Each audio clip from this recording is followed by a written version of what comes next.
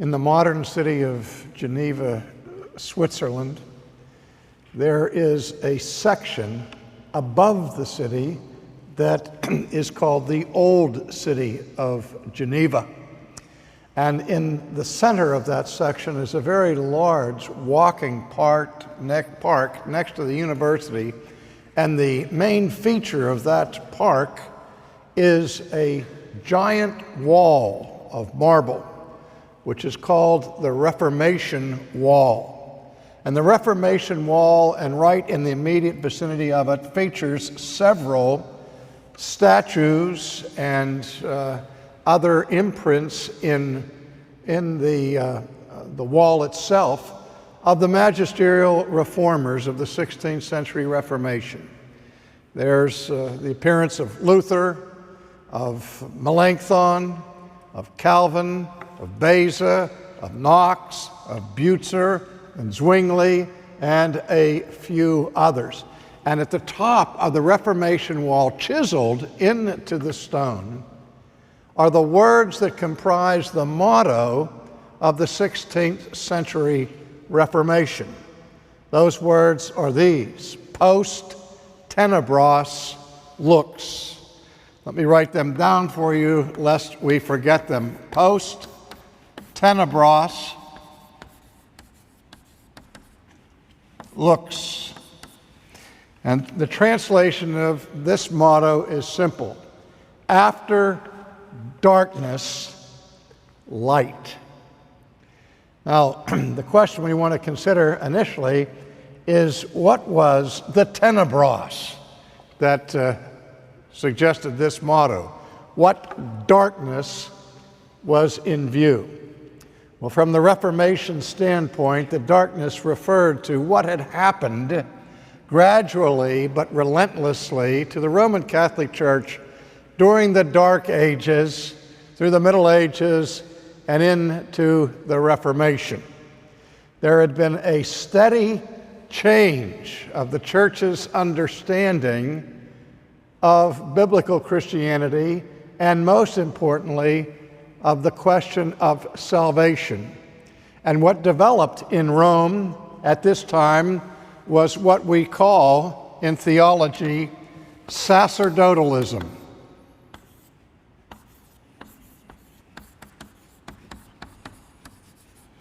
Now, you may not be familiar with the term sacerdotalism, but basically what it gets at is the idea that salvation is accomplished chiefly through the ministrations of the church, through the priesthood, and particularly through the administration of the sacraments. And this whole system of salvation that developed within the Roman Catholic Church was what came to a crisis with the 16th century Reformation. Now, before we get into the historical incidents that provoked it and the persons that were used of God to bring it to pass, I want to make a distinction that I think is important. That the reformers themselves considered their work to be reformation, not revolution. They did not see their activities as an organized revolt against the church or against historic Christianity.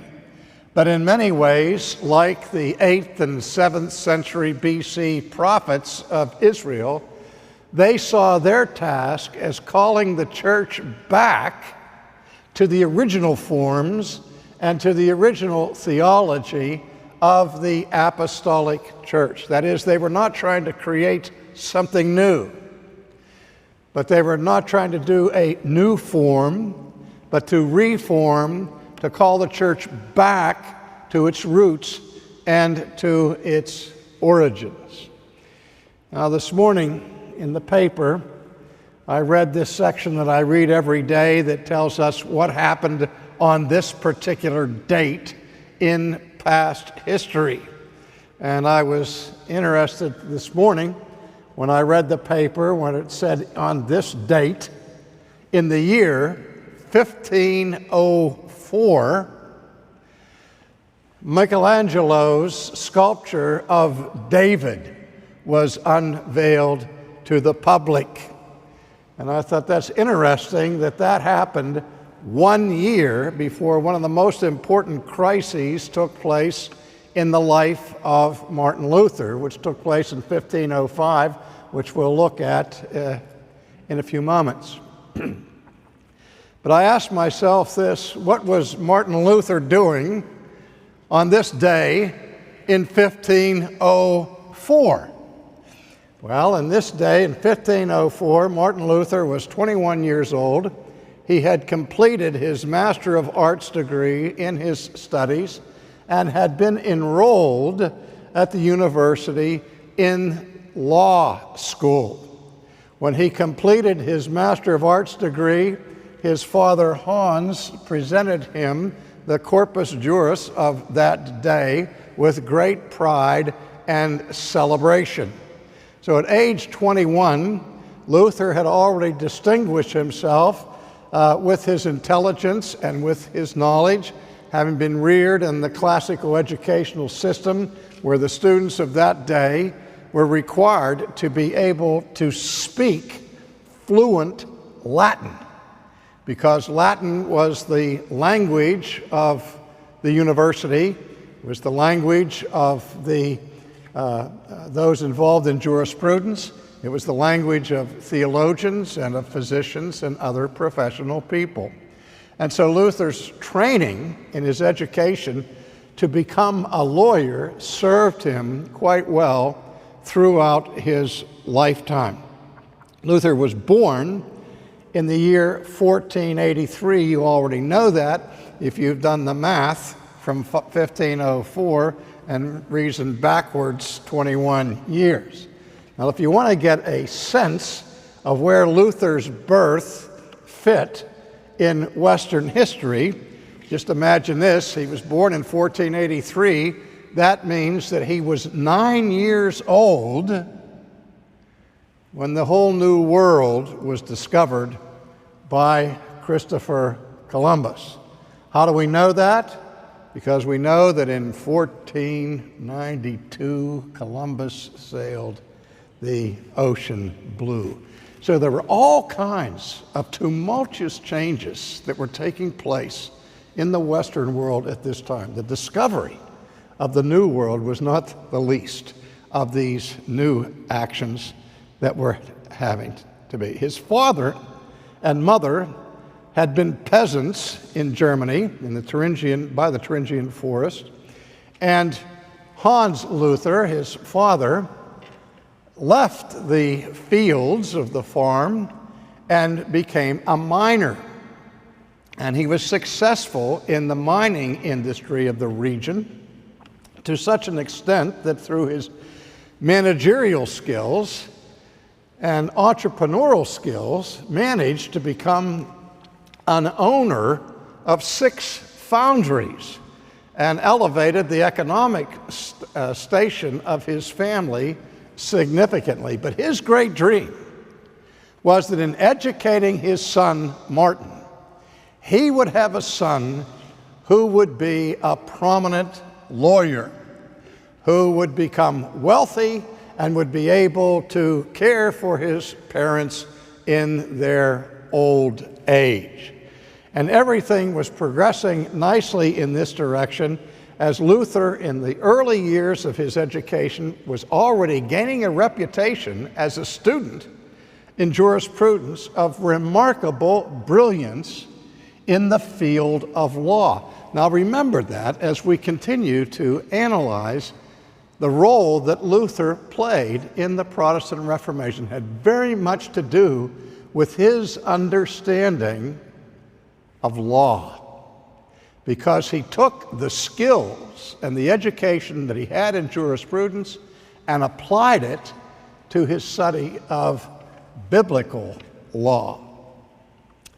Well, the crisis that would change his life, that would change the world forever, took place in July of 1505, when Luther was walking home from the university, And in the middle of the day, there arose a sudden thunderstorm of great ferocity.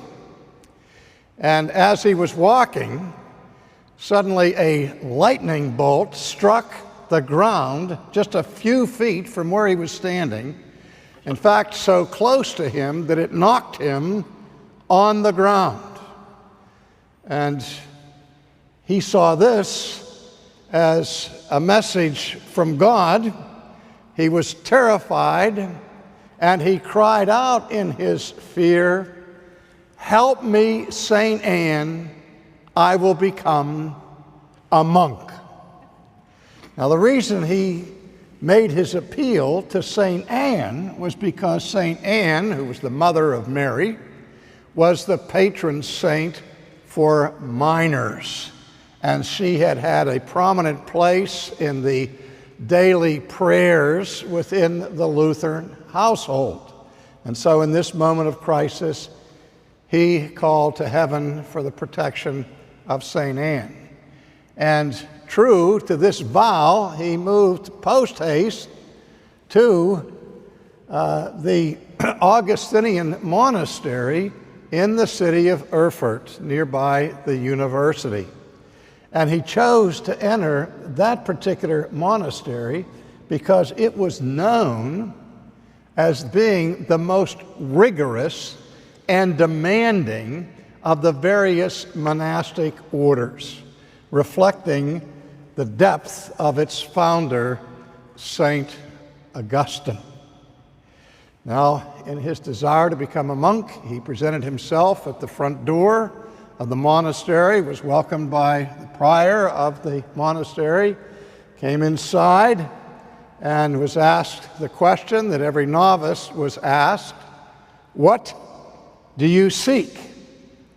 And Luther's answer was, "God's grace and your mercy."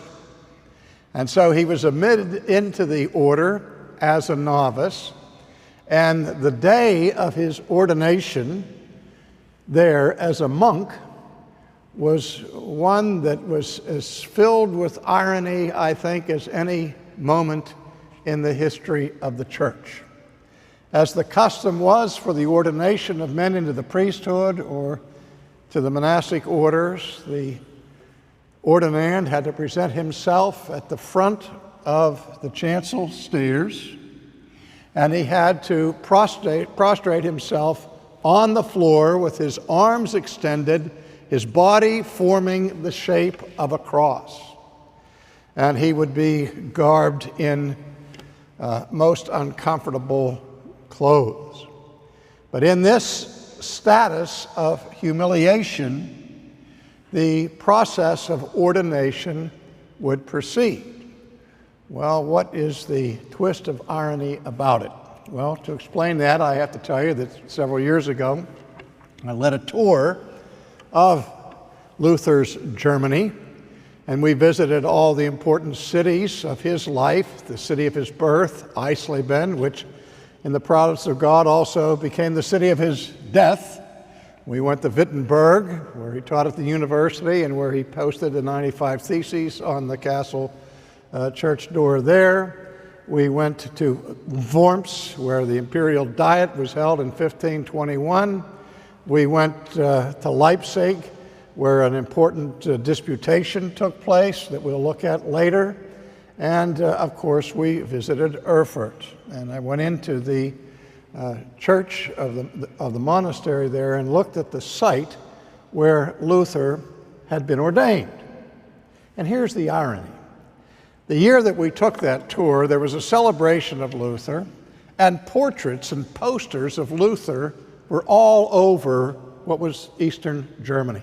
On every church building, billboards everywhere, with a portrait of Martin Luther against the background of the silhouette of a swan.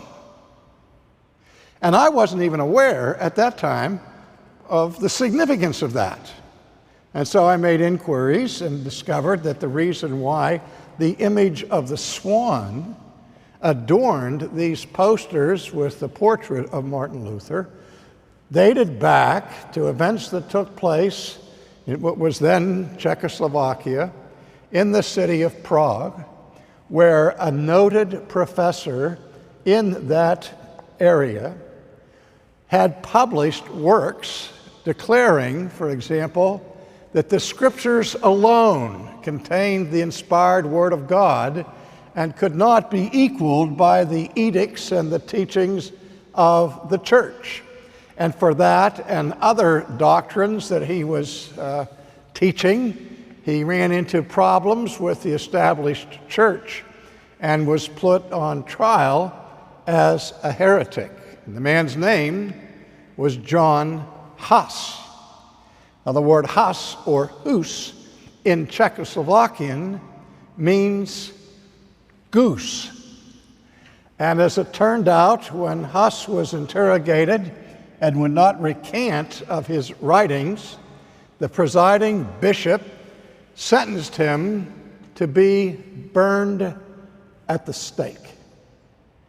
And Huss refused to recant, and as he was about to be executed, he said to the presiding bishop, "You may burn this goose or cook this goose, if you will, but there will come after me a swan whom you will not be able to silence."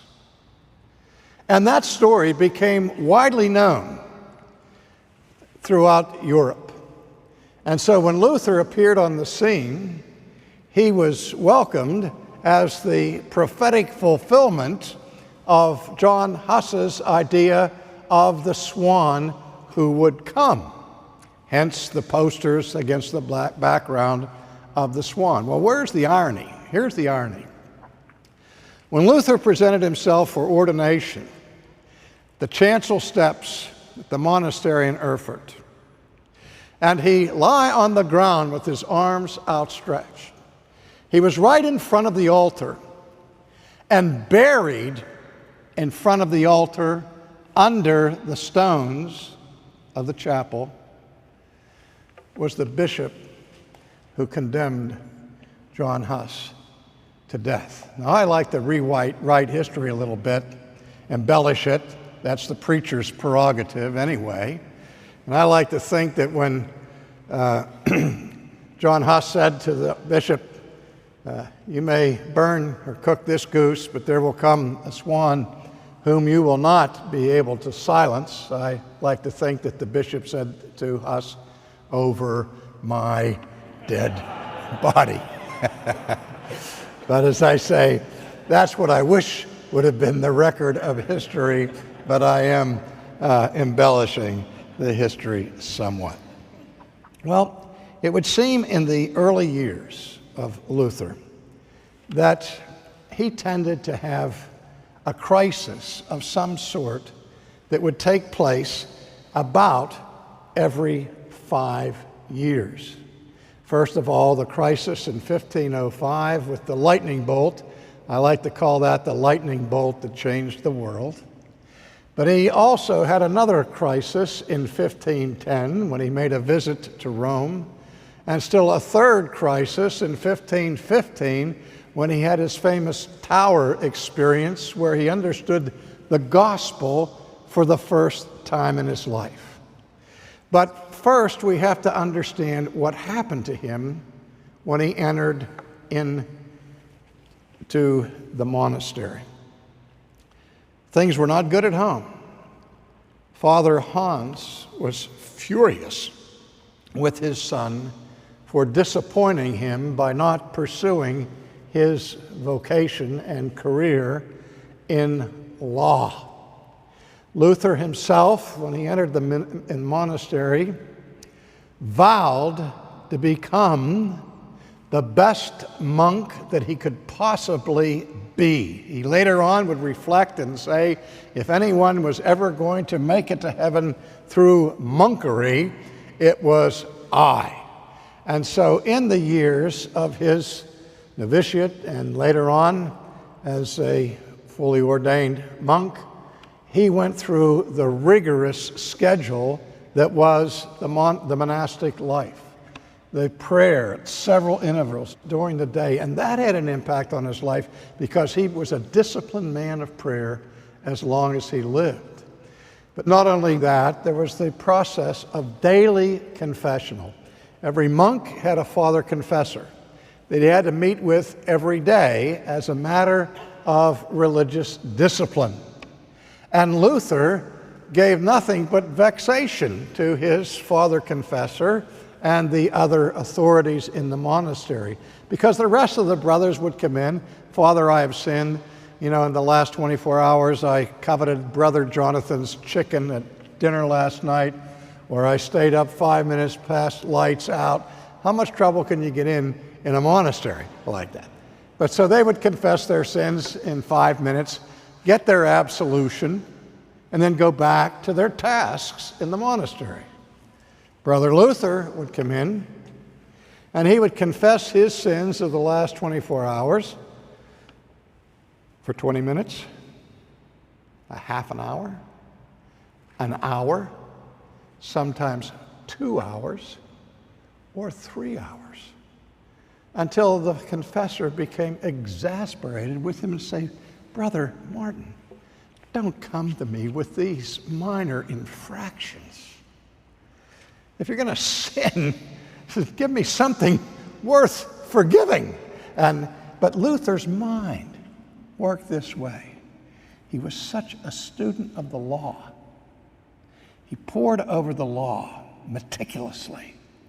He realized, for example, that the great commandment was to love the Lord his God with all of his might and all of his soul and all of his strength, and his neighbor as much as he loved himself. And he knew he didn't do it for a single hour.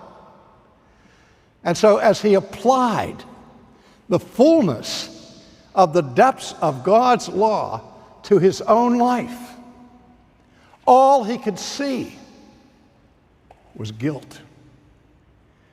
And so he was driven by a passion to experience forgiveness that was real and that was lasting. But this passion was never fulfilled in the monastery. We will look in our next session of the crisis that took place from there into his visit to Rome in 1510.